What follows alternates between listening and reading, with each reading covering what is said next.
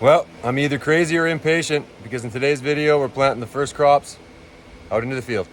So the weather's been crazy inconsistent this year. We've had a fair bit of moisture and then really hot during the day, kind of rain, cool at night. But we have our first succession of beets that is about 11 days behind. I've kind of held them back, waiting and waiting and waiting, but I think it's time. I'm gonna go throw those in the field and almost use them as a sacrificial lamb, one might say. The weather is supposed to cool down a little bit tonight and then again tomorrow and then ramp up pretty drastically. I think we're going to take the risk on them. If we lose them, it is what it is, but not a big deal. We got succession 2 right beside them. So I might put those in maybe tomorrow or the day after once I know that the weather's for sure good, but I want to get a roll on this. So we'll probably get round 1 beets, round 1 green onions because they're also fairly hardy. And then we'll cover them all in frost blanket just to keep them good. I might even do 2 layers.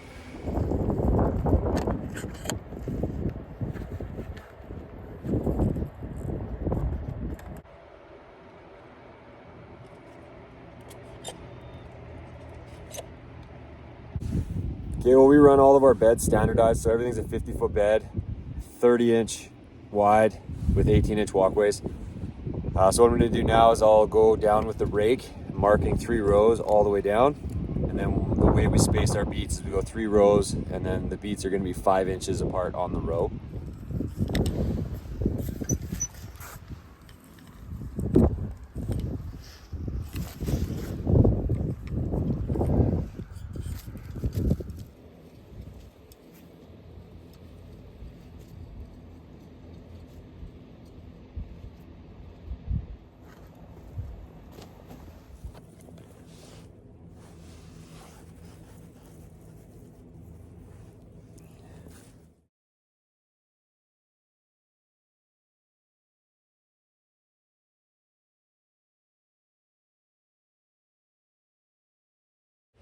Okay, well, I figured I would just pop inside the nursery here just to talk about beets a little bit. You might be wondering, like, why am I not just direct seeding them?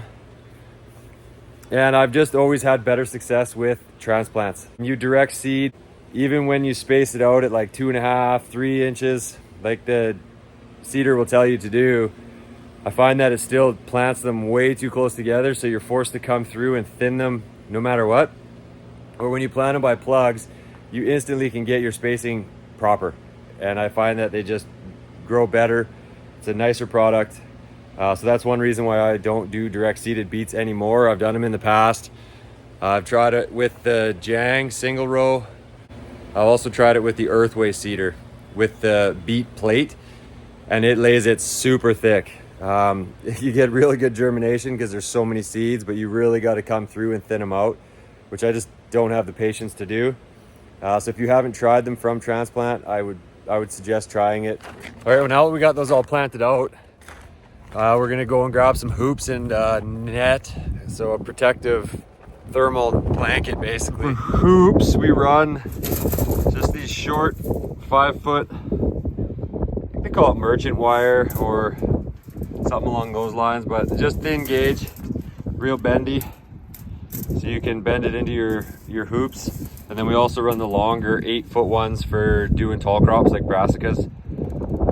So cabbages, broccolis, cauliflowers, keep the cabbage moth out. But for what we're doing for the beets, and being that they're just temporary, they won't be on forever, we'll just run the short guys. So we'll grab some of those. While we're over here, we'll also grab these nets. So these are product through, can't remember the name of them, Nova Grill, and they have different thicknesses. So they have it in a 17, a 19, a 20, and a 22, and a 24, and that's just the thickness.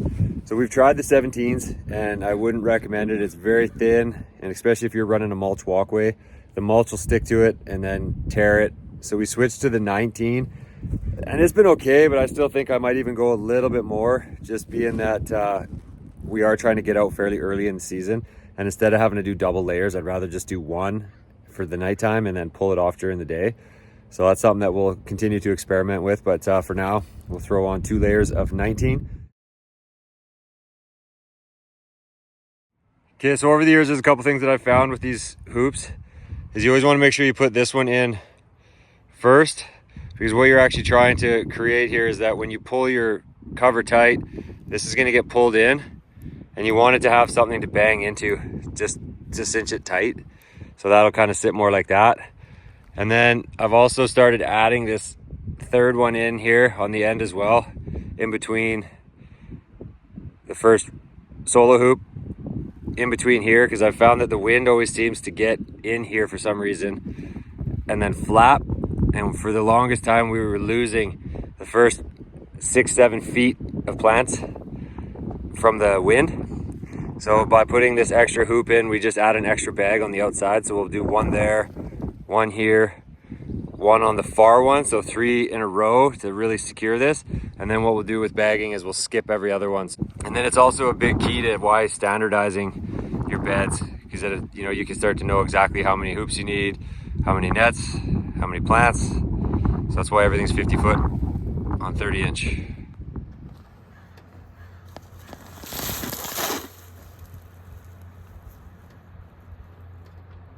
We got all the bags laid out. And what I'll do now is I'll hook the one end underneath this bag. And then the way that I have it kind of daisy chained together, I'll be able to just walk it out by myself without 2 people needing to be here. Feed it out in the middle, and then I'll pull it over, bag one side, pull it over, bag the other side. So one thing that you always want to do here, especially if you're, say, planting this bed today, and then in 2 weeks, succession 2 would be going in this bed, is you'd always want to make sure that you bag this side with as little slack as you can, leave all your slack in the middle. That way when you go to plant this bed out, everything's already in the middle, and then you just pull your slack up and over the second bed. There's nothing worse than having to unbag the whole thing, recenter it up. Always be thinking a few steps ahead and knowing that you need to cover that bed in 2 weeks. Leave your slack here so that it's a quick pull over the next bed. So always be thinking ahead. Okay, well, I was a little hesitant whether I was gonna water or not. I don't have my main irrigation set up for the season yet. So I wasn't gonna water just because it was supposed to be overcast for the rest of the day. And then really, well, I shouldn't say really cold, like 0, -1 tonight. And then it wasn't supposed to get up until probably about 7 tomorrow, the same thing, cloud. But forecast, as you can see, has kind of changed, and it's full sun right now and windy. And the starts were kind of starting to get a little wilty. So I made the executive and I decided to just hand water them in just quick, give them a little bit of water. It's 2:30 in the afternoon, so I didn't want to give them too much, because if you water them too much, they'll stick to the dirt. So you want to make sure that you don't water too late in the day so that the leaves have a chance to dry off before it gets cool tonight and stand back up. So I just hit them with a quick shot of water. I'll get them covered. That'll raise the temperature in there, reheat the soil, and then those plants should stand back up. So that's just kind of the game you have to play early season planting. It's not like a normal mid-season. Mid-season plantings, you would just plant these out. You'd throw some sprinklers on them for like an hour just to get them good and saturated, and then they bounce right back with the good daytime heat. But this time of year, it fluctuates so much. So a little bit of water, we'll get them covered, and then they should be good to go.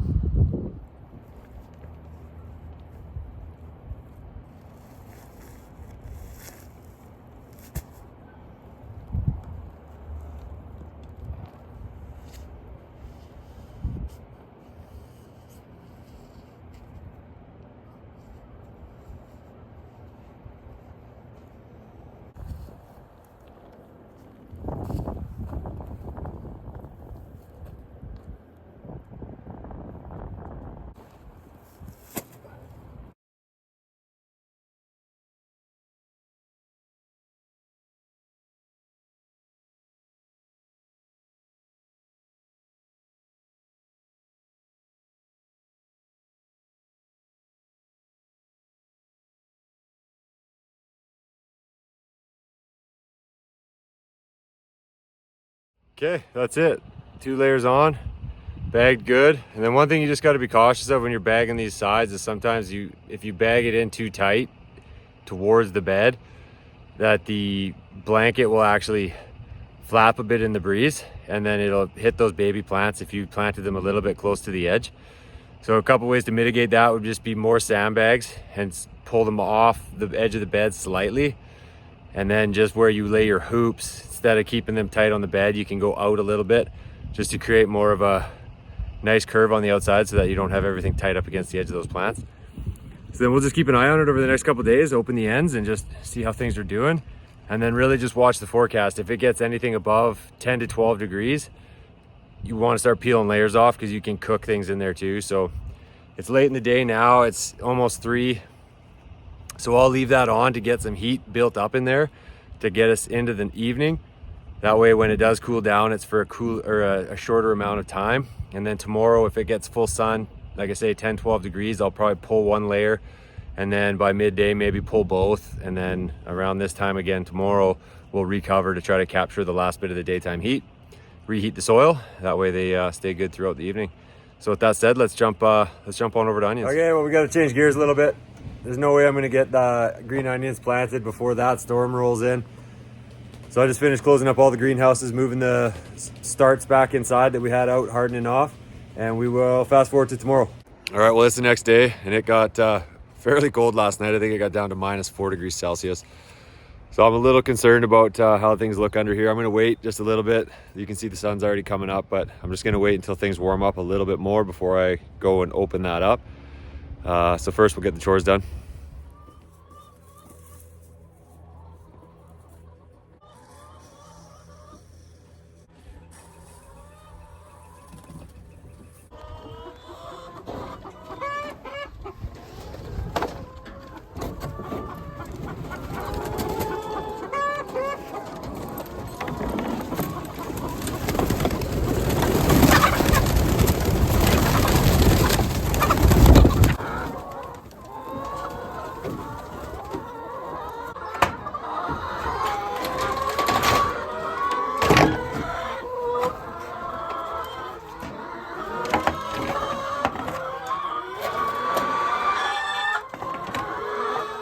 All right, well, I decided watering greenhouse 1 here before we got back to doing any planting.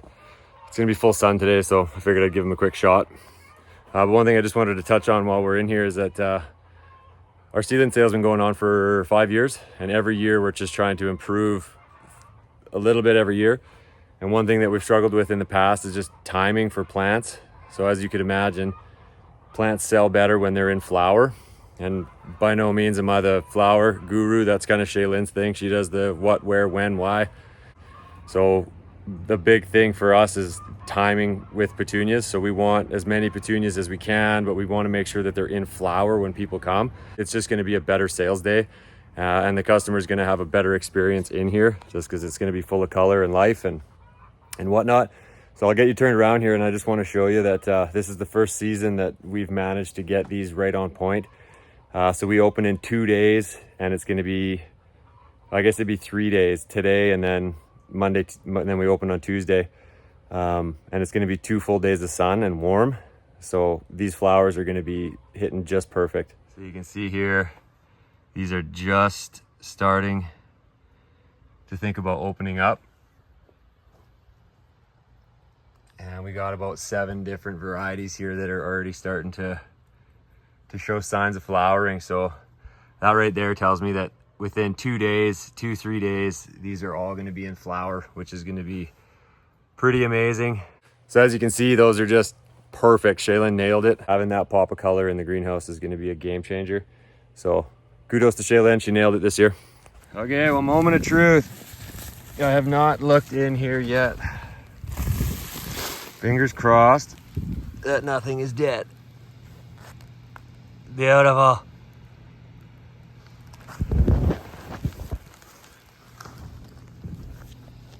Okay, well, I'd be lying if I said I wasn't a little bit worried.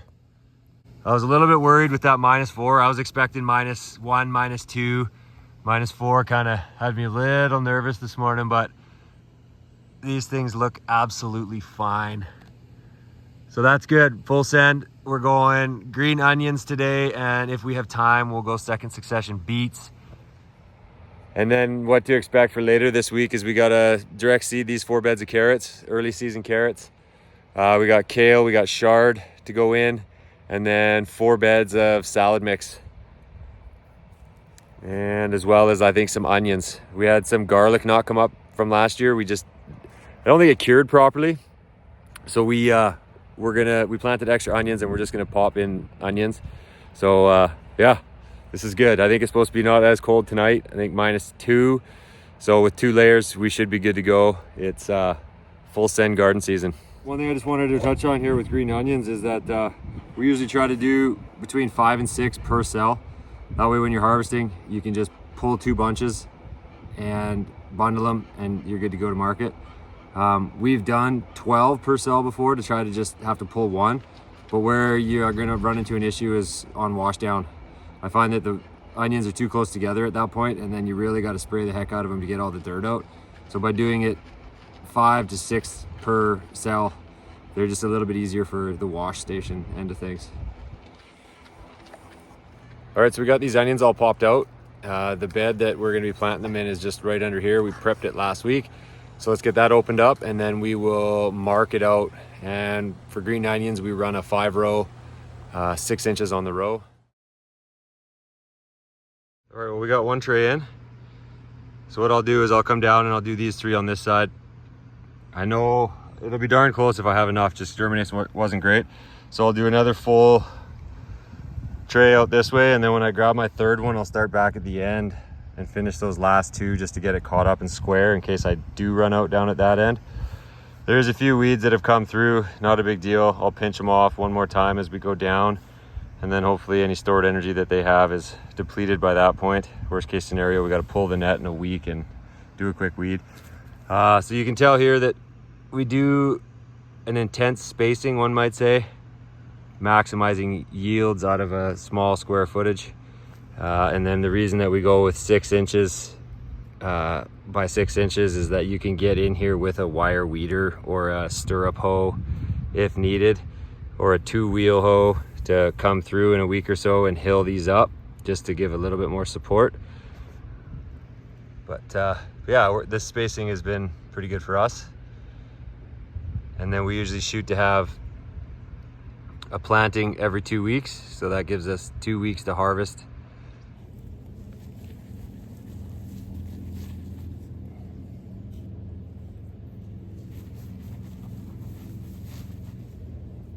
Okay, so just a quick thing on location.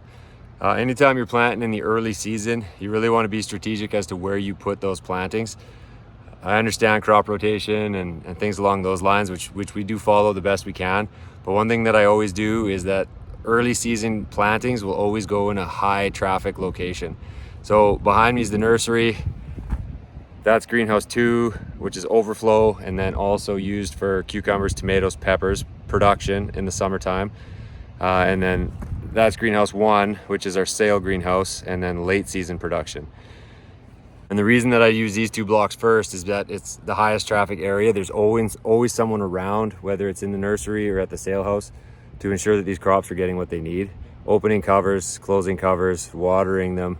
Like I said earlier in the video, that we don't have our main irrigation set up, so we need to be ensuring that these are getting a little bit of water as they need it. So just always put your crops where you're gonna be early in the spring. Don't get too spread out, because it's easy to forget about something, and not that you're lazy, but that you'll be like, oh, I'll get to it, and then by the time you get out there to open it up, it's been baked inside. So just take that into account. Always keep things close early in the season, and then spread out as the season goes.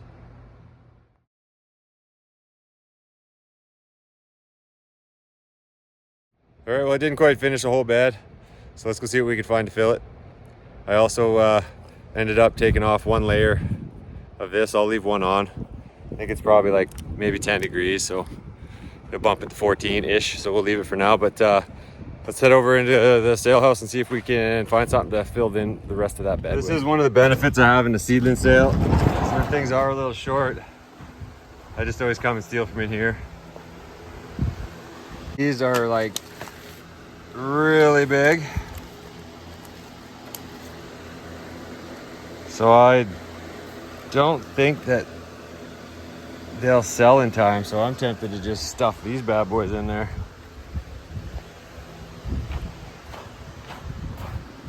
So I think one thing that we'll do here is we'll switch the spacing. I could run it the same, 5 rows, 6 inches on the row, and it would be more like a baby bok choy. The tighter you kind of grow it, it stays tight, compact, and then I think it's a nicer product. It's normally what we do if we're doing a full bed. But being that there's not enough here, and I kind of want to just fill the rest of this I'm gonna do 3 rows and space them at like 8 to 10 inches and let them size up more. All right, you guys, well, we managed to get all those bok choy planted in there.